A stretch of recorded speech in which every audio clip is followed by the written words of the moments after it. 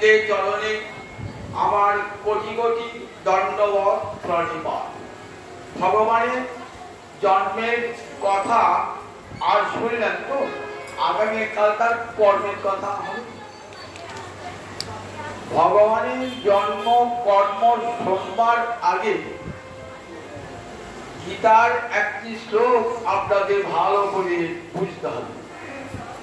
অর্জুনকে ভগবান বলছেন, দেখো অর্জুন, জন্ম কর্ম চমে দিব্যং এবং যো ব্যক্তি তত্ত্বত তত্ত্বা দেহং পুনর্জন্ম নৈতি মাম এতি সো অর্জুন।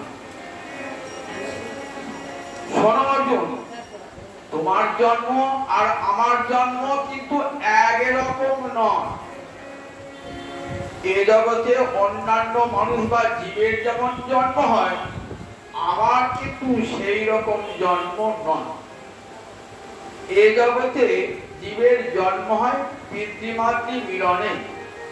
আমার জন্মের জন্য কোনো পিতা মাতারও প্রয়োজন নাই।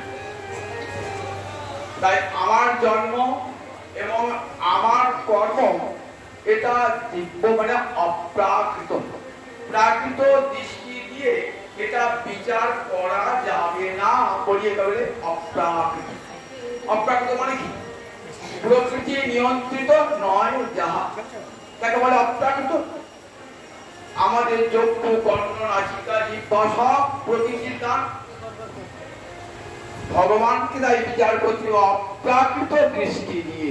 তাই বলে আমার জন্ম আমার কর্ম দুটোই কিন্তু দিব্য, মানে অলৌকিকম।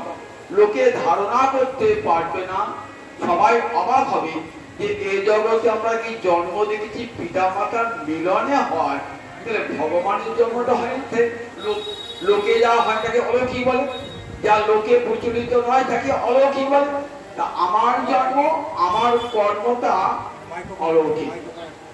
জন্ম কর্ম চমে দিব্যং এবং যো ব্যক্তি তত্ত্বত, এটা যে তত্ত্বত জানে আমার জন্ম কর্মের কথা। আমার কর্মটা কর্ম না, কেন? অন্যজনের কর্মটা বন্ধন নিয়ে আসে। আমি একটি কর্ম করলাম, তো পুণ্য করুন পাপ করুন, দুটোই কিন্তু ফল ভোগ করতে হবে। আর সেই ফল ভোগ করার জন্য আবার জন্মগ্রহণ করতে হবে। আমি খুব ভালো কাজ করলাম, পুণ্য কাজ করলাম, তারপরে পুণ্য ফল পাবো। সেই পুণ্য ফলটা ভোগ করার জন্য আমাকে আবার জন্মগ্রহণ করতে হবে। আমি একটা পাপ করেছি, সেই পাপের ফল ভোগ করতে হবে, তাহলে আবার আমাকে জন্মগ্রহণ করতে হবে। তাহলে আমার যে কর্মটা বন্ধন নিয়ে আসে, আমার কর্মটা বন্ধন, ভগবানের কর্ম কিন্তু বন্ধন আনে না। তাহলে আমার জন্মটা আমার কর্মের জন্য আমার জন্মটা, আমি যেমন করছি তেমনি আমার জন্ম হয়।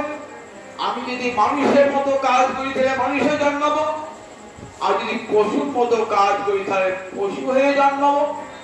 আমার জন্ম কর্মটা আমার ইচ্ছানুসারে নয়, আমার কর্মানুসারে আমার জন্ম এবং ভগবানের জন্ম কিন্তু তা নয়।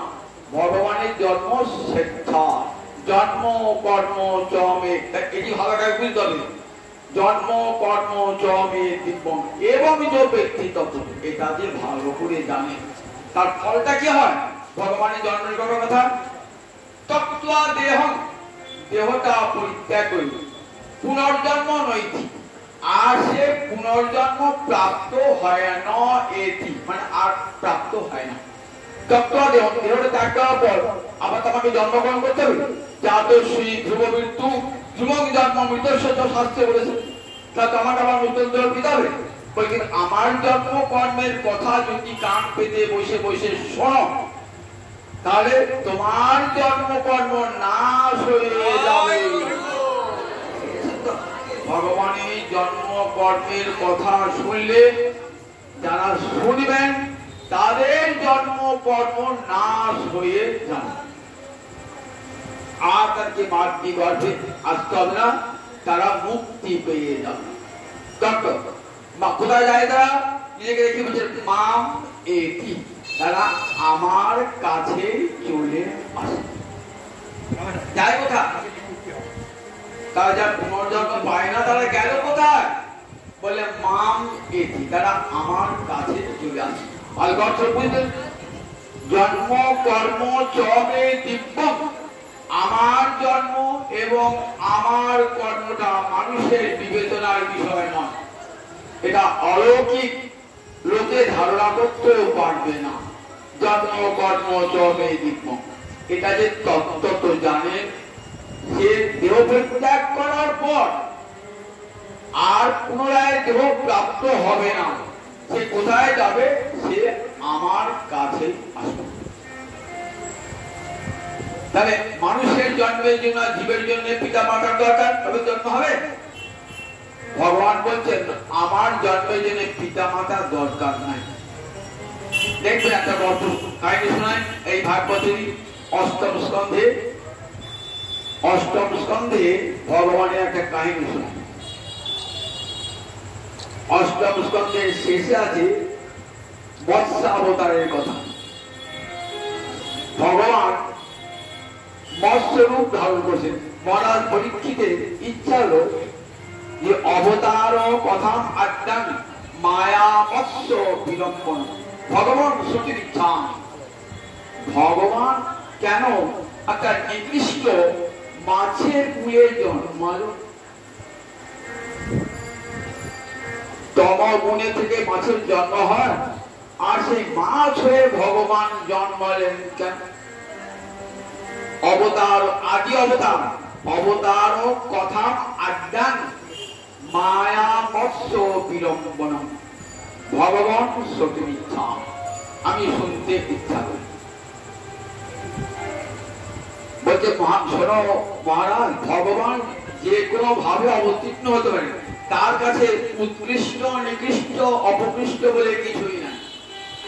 তিনি মানুষ হয়ে জন্মাতে পারেন, তিনি পশু হয়ে জন্মাতে পারেন, তিনি দেবতা হয়ে জন্মাতে পারেন। আমরা যে ভগবান কখনো মানুষ হয়েছে, কখনো পশু হয়েছে, কখনো দেবতা হয়েছে, কখনো অর্ধেক দেবতা অর্ধেক মানুষ হয়েছে, অর্ধেক পশু অর্ধেক মানুষ হয়েছে। ভগবান কত অবতীর্ণ হয়েছেন তো। তা মৎস্য অবতারে ভগবান আমরা কি দেখি? সত্যব্রত মনু, যিনি বর্তমান মন্ডলে বৈবস্বর মন্ডল চলছে, যেমন এখন মন্ডল চলছে বৈবস্বর মন্ডল, বিবস্বর সূর্যের পুত্র রূপে জন্মিয়েছেন।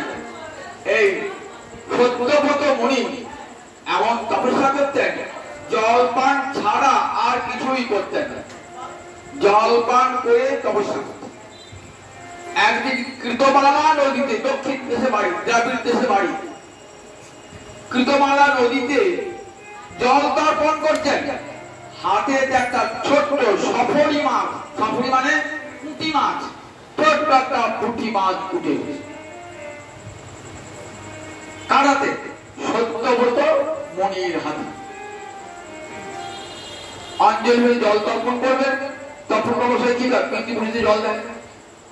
কৃতমালা নদী, সেই নদী জল নিয়ে তর্পণ করবেন, একটা পুঁটি মাছ হাতে উঠে এসে ভাবে এই মাছ শুদ্ধ, জল কি দেওয়া যায়?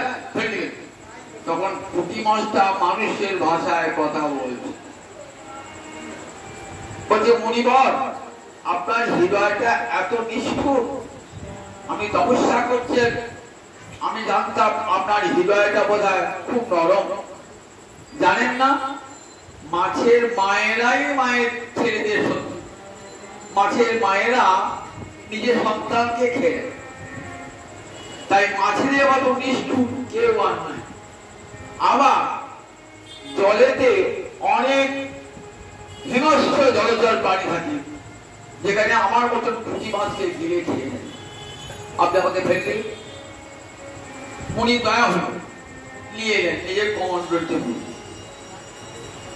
কমণ্ডলতে রেখেছেন।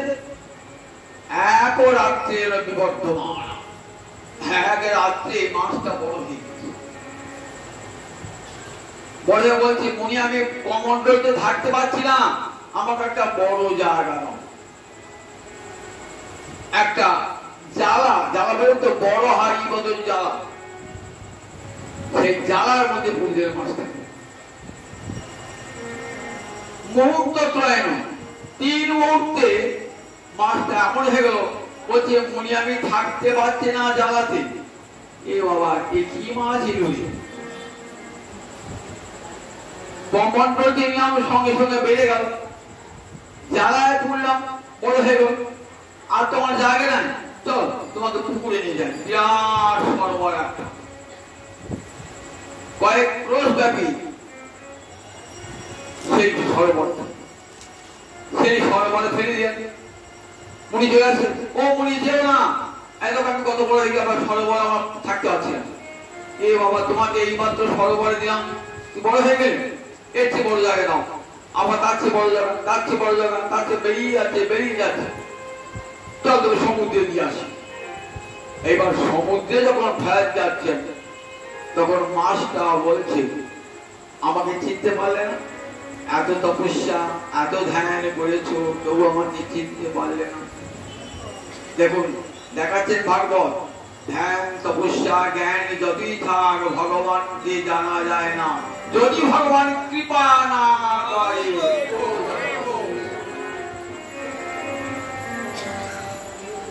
নায়মাত্তা প্রবচনে লক্ষ্য নামে ধরা না বহুনা সুদেন যমে বৈষবিনুতে তিনৈক লক্ষ্য তস্যৈষ্য আত্মা বিবিনুতে তনুষাম।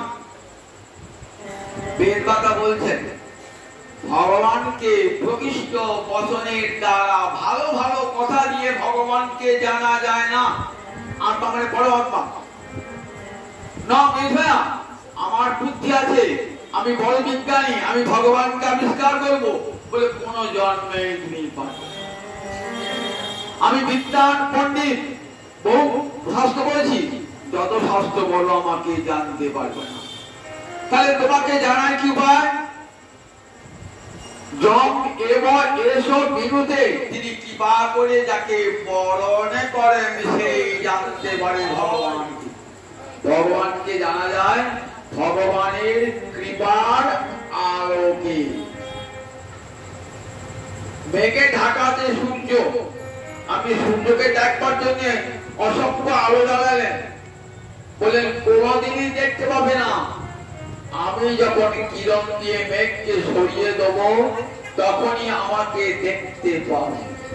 তাই ভগবান যখন কৃপা করবেন, তখন মনির উপর দয়া হলো, ভগবানের করুণা হলো, তখন বললেন ও তুমি সেই আমার আরাধনা, যার জন্য তপস্যা করছি, সেই তপস্যার ধন তুমি মৎস্যরূপে দেখা দিবে।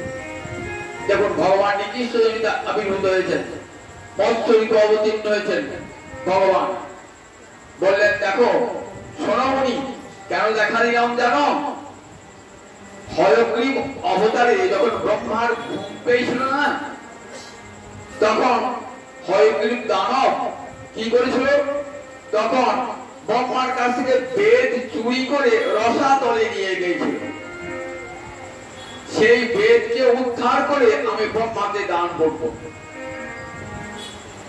বললেন আজ থেকে ৭ম দিনের মধ্যে ভয়ঙ্কর প্রলয় আসবে, সেখানে প্রলয়ের জল ছাড়া কিছুই দেখতে পাবে না, চতুর্দিকে অন্ধকার আর প্রলয়ের জল। ঋষি তুমি ভয় খেও না, তুমি দেখবে তোমার আশ্রমের দিকে একটা নৌকো আসছে, সেই নৌকোয় 7 জন ঋষি চেপে আছে। মরিচি, অত্রি, পুলহ, পুলস্ত, ক্রতু, অঙ্গিরা, বশিষ্ঠ, এই 7 জন ঋষি আসবে সেই নৌকাটায়। আমি দেখবো কি করে নৌকাটা?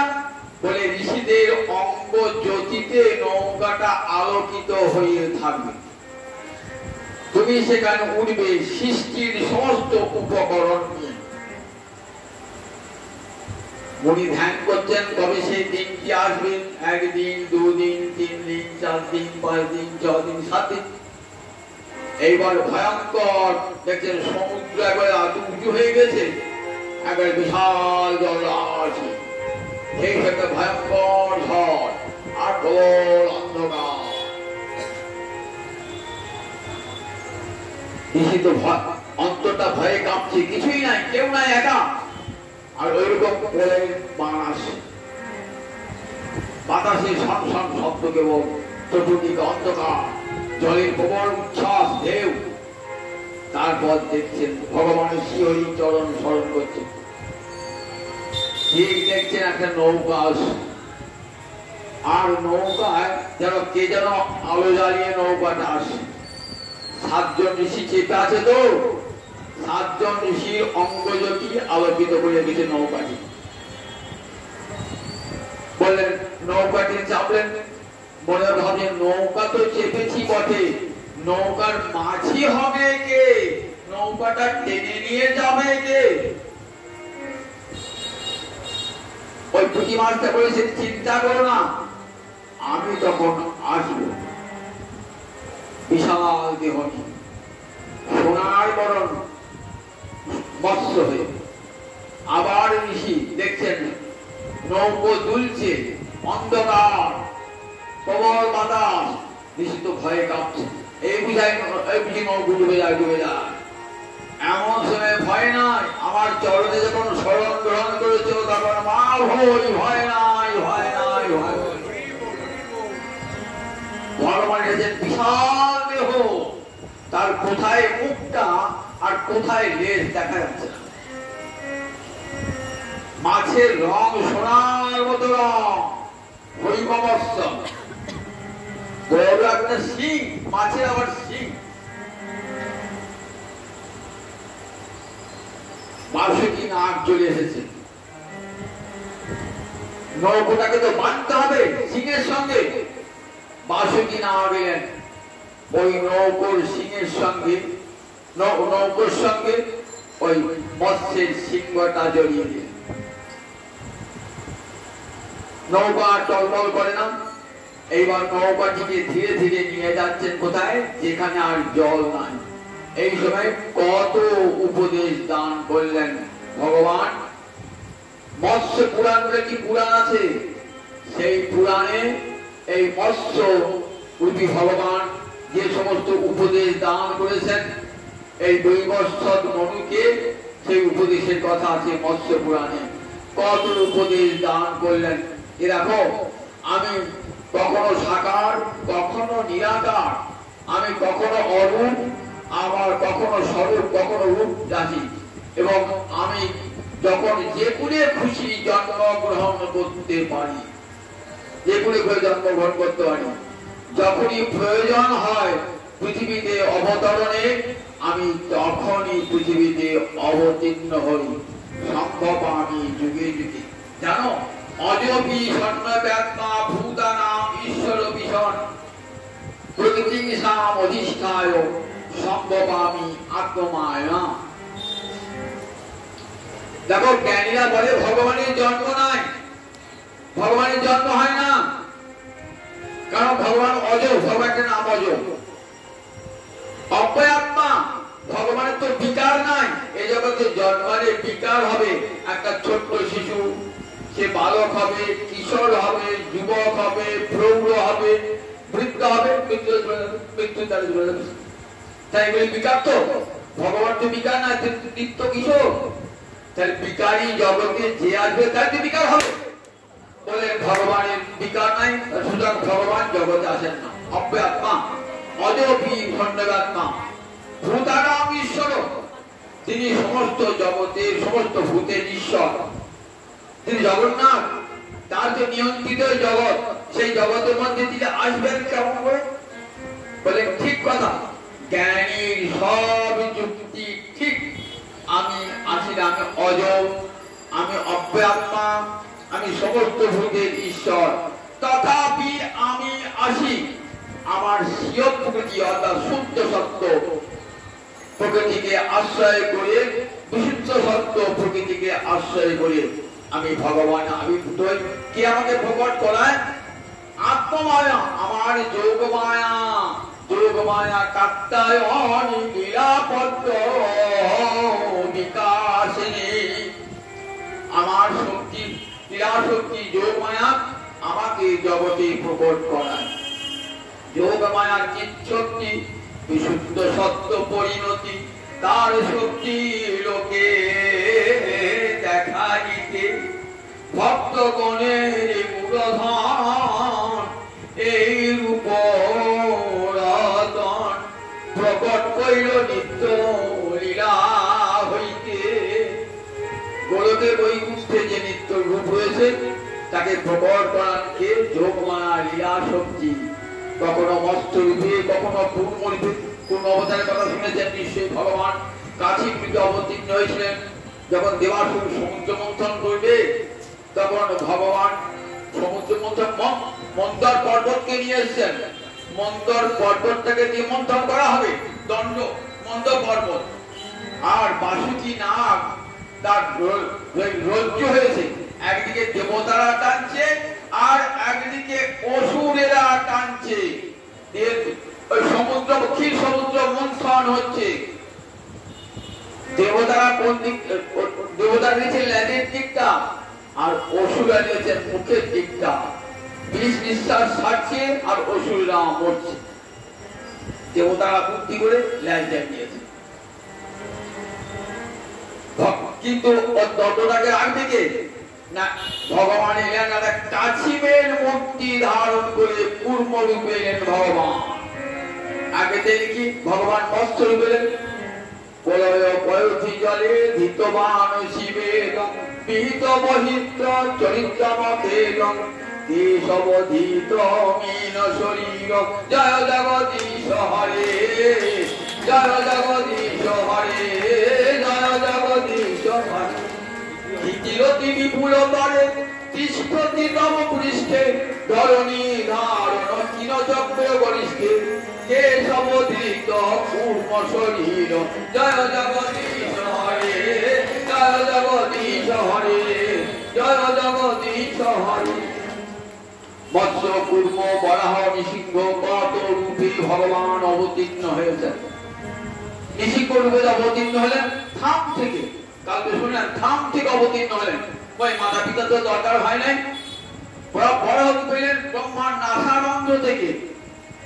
নাকেতে পিতা মাতা নাই, সেখানে কারণ করে আমার জন্য যে আমার পিতা মাতার প্রয়োজন, কিন্তু ভগবানের জন্মের জন্য পিতা মাতার প্রয়োজন নাই।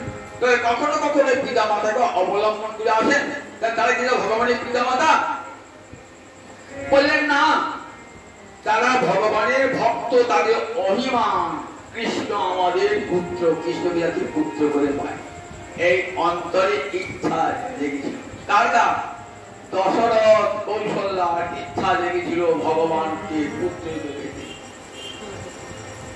বসুদেব দেবকীর অন্তরে জেগেছিল ইচ্ছা ভগবানকে পুত্র রূপে পেতে। অদিতি কশ্যপের অন্তরে ইচ্ছা জেগেছিল ভগবানকে পুত্র রূপে পেতে। বামন অবতারে ভগবানকে পুত্র পেয়েছে। এরা সব শুদ্ধ সত্যের মূরতি, প্রকৃতির সাম অধিষ্ঠায়। খুব কথাটা ভালো করে বুঝবেন। আমার শুদ্ধ সত্য প্রকৃতিকে আশ্রয় করি, অধিষ্ঠান করে আমি আবির্ভূত হই। এই বসুদেব দেবকী, নন্দ, যশোদা এরা সব মাতা পিতার স্থান, গৃহ, শয্যা সমাহার এসব কৃষ্ণের শুদ্ধ সত্যের বিকাশ। সন্ধিনীর সার অংশ শুদ্ধ সত্য নাম। ভগবানের সত্তা হয় যাহাতে বিশ্রাম। মাতা পিতা স্থান, গৃহ, শয্যা, আসন এগুলো ভগবানের সন্ধিনী শক্তি। বৃন্দাবনটা কি ভগবানের সন্ধিনী শক্তি। ভগবানকে ধরে যে শক্তি ভগবানকে সম্পদ রূপে ধারণ করে তার নাম সন্ধিনী শক্তি। ভগবানকে ধারণ করে রেখে দেয়। তাই এই যে মাতা পিতা এরা শক্তি মানে ভক্ত, ভগবানের অংশ, ভগবানের সেবক সেবিকা। তাই বসুদেব দেবকী নন্দ যশোদা সব এরা ভগবানের, দশরথ কৌশল্যা এরা সব ভগবানের অভিমান। এরা ভক্ত অভিমান যে কৃষ্ণ আমাদের পুত্র, রাম আমাদের পুত্র। তাদের সেই বাচ্চা পূর্ণ করবার জন্য ভগবান যখন নররূপে লীলা করেছেন তখন এদের পুত্র হয়ে এসেছেন। কৃষ্ণের যতে লীলা সর্বোত্তম নরলীলা। নরবপু তাহার স্বরূপ গোপবেশ বেণুকর। নম কিশোর নটবর নরলীলার হায় অনুরূপ। মূর্তিতে লীলা ভগবানের বামন অবতার থেকে হলো, পরশুরাম থেকে ভগবানের অপূর্ব লীলা। পরশুরাম রূপে জন্মিয়েছিলেন ভগবান যমদগ্নির পুত্র রূপে। পরশুরাম মূর্তিতে পৃথিবীকে 21 বার নিক্ষত্র করেছিলেন পরশুরাম। কেন? হৈহয় বংশের কার্তবীর্যার্য তার 1000টা বাহু ছিল। সে কি করেছিল? যমদগ্নি অর্থাৎ পরশুরামের পিতা যমদগ্নি তার আশ্রয়টা কামধেনু ছিল। কামধেনু মানে যা কামনা করবে দাবিটা তাই দান করবে। আহার্য, খাদ্য, আশ্রয়, এমনকি সৈন্য যদি চান তাও দিয়ে দেবে। তাই নাম কামধেনু। সেই কামধেনুটা জোর করে নিয়ে গেলেন। তখন কি করলেন? তখন পরশুরাম গেলেন ভয়ঙ্কর রূপ ধারণ করে, যে আমার বাবার উপরে এত অত্যাচার করেছে। তখন পরশুরাম জোর করে কি করলেন? ওই কার্তবীর্যার্জুনের সহস্র উচ্ছেদন করতে হত্যা করলেন। কার্তবীর্যার্জুনের পুত্রেরা পরবর্তীকালে শোধ নেবার জন্য, প্রতিশোধ নেবার জন্য ওই পরশুরামের পিতা যমদগ্নিকে হত্যা করেছিলেন। বলেন একটা ক্ষত্রিয়কে পৃথিবীতে রাখবো না। যে ব্রাহ্মণ অত্যাচার করে, যে ক্ষত্রিয়, ক্ষত্রিয়ের কর্মই হলো আশ্রম ধর্মকে রক্ষা করা, বর্ণাশ্রম ধর্মকে রক্ষা করা। তারা মুনি ঋষি অত্যাচার করে, একটা ক্ষত্রিয়কে রাখবো না। 21 বার পৃথিবীকে নিক্ষত্র করে 5টা রক্তের হ্রদ সৃষ্টি করলেন। কোথায়? কুরুক্ষেত্রে রক্তের হ্রদ। বলে এই রক্ত দিয়ে আমার পিতার তর্পণ করবো। জল দিয়ে তর্পণ করা তো প্রতিশোধ নেবো আমি রক্ত দিয়ে করবো। সেই পরশুরাম অবতার যখন আবির্ভূত হলেন 21 বার পৃথিবীকে নিক্ষেপ করেছেন। তারপরে রাম অবতার এসেছেন, তারপরে বলরাম অবতার। আর কৃষ্ণ কি বলেছেন? কৃষ্ণ বলছেন কেশবদিত দশা, কেশব দশমী ধর্ম। কৃষ্ণ অবতার নন, অবতারই সমস্ত অবতারের উৎস ভূমি। যত যত অবতার, সমস্ত অবতারের উৎপত্তি কৃষ্ণ হতে। তাই কৃষ্ণ তো ভগবান স্বয়ং। সেই কৃষ্ণের 2টা আবির্ভাব ভগবান। একদিন বসুদেব দেবকীর পুত্র রূপে, ওদিকে নন্দ যশোদা পুত্র রূপে। মা যশোদা অনেক বয়স হয়ে গেছে, নন্দ মহারাজ নিঃসন্তান, আর আজ ঐশ্বর্য আছে কিন্তু সন্তান নাই। একটা করদ রাজ্য মথুরার অধীনে। তাতে মনের বাসা কি পুত্র হলে ভালো হতো। সবাই একটি পুত্রের বাঞ্ছা হয়, একটি পুত্র হলে ভালো হতো। সবাই অন্তরে বাঞ্ছা। তাই অন্তরে বাঞ্ছা যখন মা যশোদা পিতানন্দে অন্তরে বাঞ্ছা, তখন গুরুদেব বলেন দেখো যজ্ঞ করো। যজ্ঞ বলেন, যজ্ঞ পুত্রের যজ্ঞ, বৈদিক যজ্ঞ। আজ যদি ঠিক করতে পারে তাহলে বন্ধা রমণীর পুত্র হবে। কিন্তু আজকে যজ্ঞ করবার লোক নাই বলে সে যজ্ঞ হবে নিষ্ফল।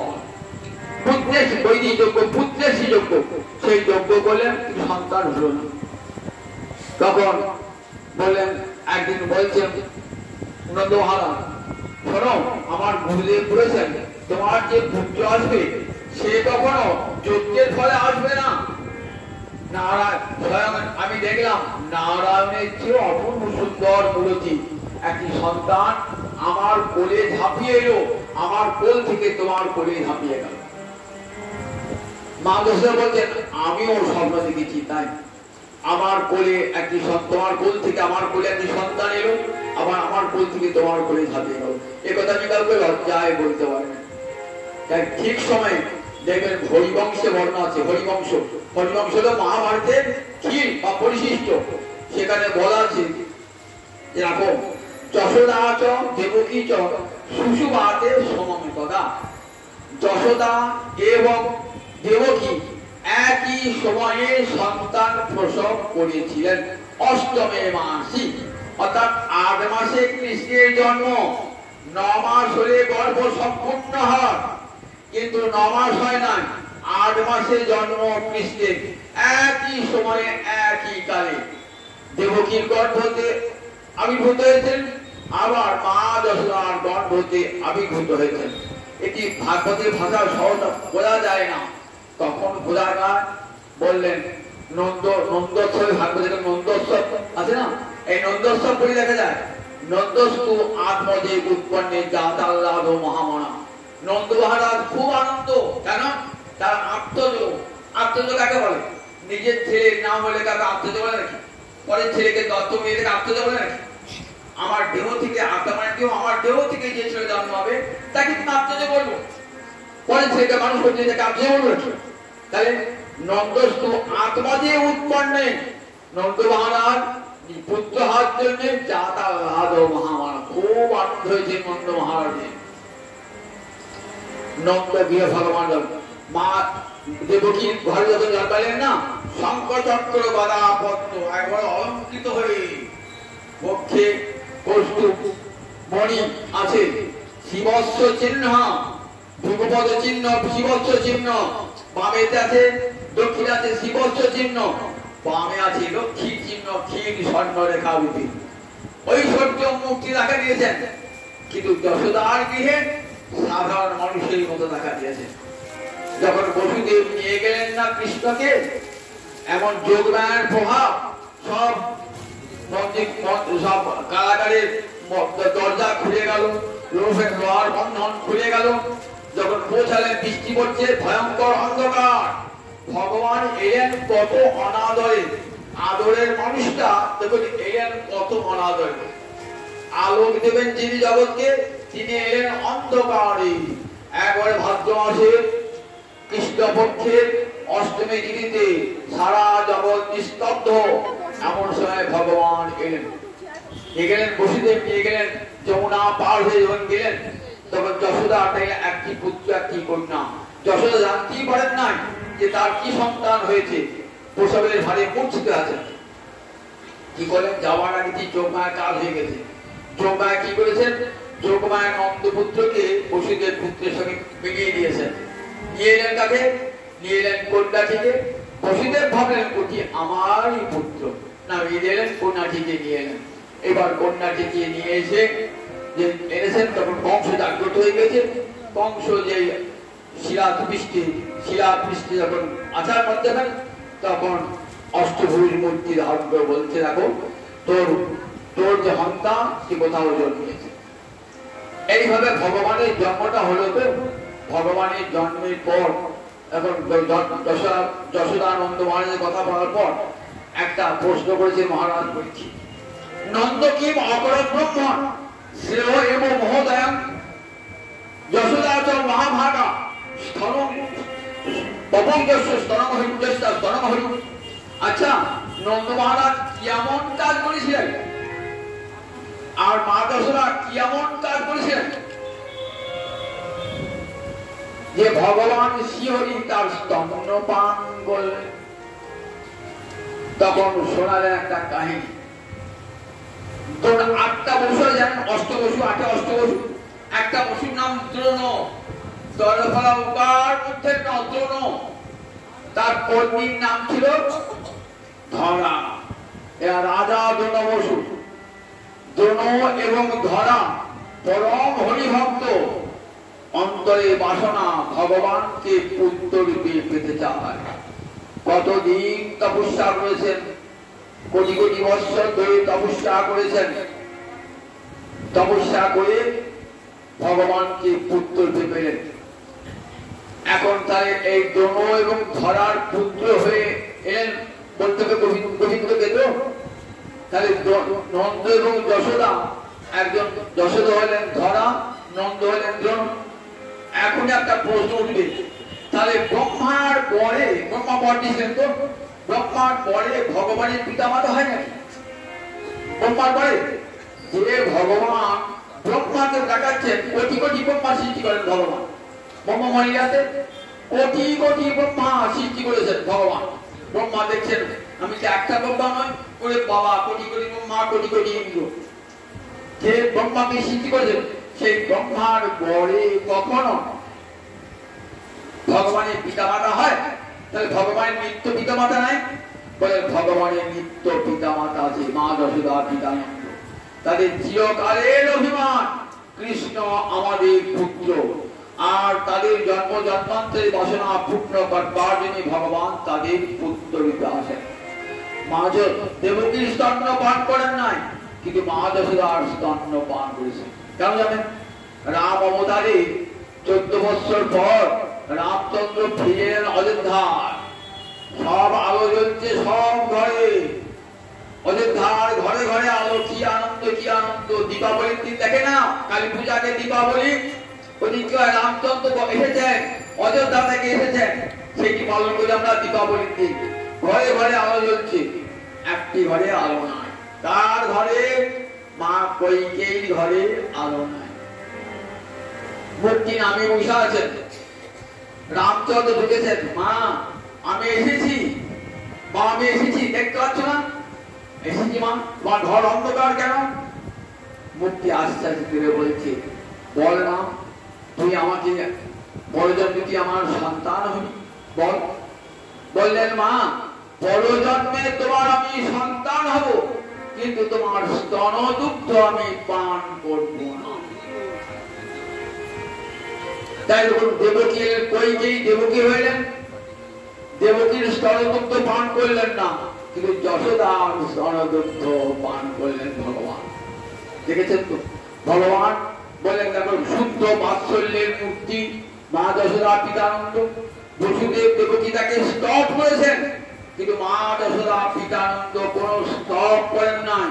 এই জগতে, প্রাকৃত জগতে যেমন শিশু জন্মায়, ঠিক তেমনি করে ভাবছেন আমার পুত্র এসেছে। বড় একজন গর্ভ থেকে আসে নাই, ভগবান অজনী সম্ভব। তাহলে এমনকি দেখবেন দেবকী মণ্ডপ আছে, দেবজ্ঞান আবিরাসী, দেবকীকে আশ্রয় করে ভগবান আবির্ভূত হলেন। কোথাও বলেন নাই দেবকীর গর্ভ থেকে ভগবান আবির্ভূত হলেন, যশোদার গর্ভ থেকে ভগবান আবির্ভূত হলেন, কোথাও বলেন নাই। দেবকী যশোদার গর্ভকে আশ্রয় করে ভগবান পৃথিবীতে এলেন। দিব্য জন্ম কর্মজগৎকে দেখাবার জন্য।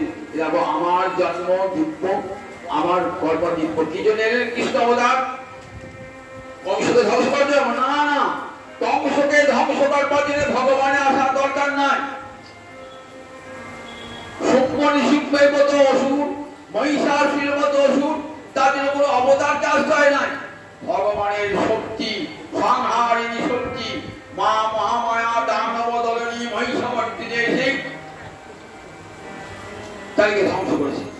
তাহলে ওই অসুর পুত্রকে কংস ধ্বংস করবার জন্য ভগবানকে আসতে হবে না। ভগবানের অংশ বা কলাই হবে। ভগবান কেন এলেন? বললেন যুব ধর্ম প্রবর্তন হয় অংশ হইতে, আমার বিনা অন্য নারে ভোজ প্রেম দিতে। যখনই ভোজ প্রেম দানের সংকল্প হয়, তখনই ভগবান আসেন। ব্রহ্মার একদিনে কি হয়? একবার। ব্রহ্মার একদিন মানে সত্য ত্রেতা দাপর করি, এরপর 4টে যুগ, চতুর্যুগ, 71 বার চতুর্যুগ, এক মন্বন্তর, 14 মন্বন্তরে ব্রহ্মার একদিন। এই ব্রহ্মার একদিনে ভগবান কৃষ্ণ আবির্ভূত হন। বৈবস্বত মন্বন্তরে 27 চতুর্যুগে এই ভগবান শ্রীকৃষ্ণ এসেছেন। ঠিক তারপরেই যখন কৃষ্ণচন্দ্র আসবেন, তার লীলাটা অসম্পূর্ণ থেকে যাবে, সেটি পূর্ণ করো আর গৌরাঙ্গ হরি। আরম্ভ হলো বৃন্দাবনে, বৃন্দাবনে সেই লীলা শেষ হলো নবদ্বীপে।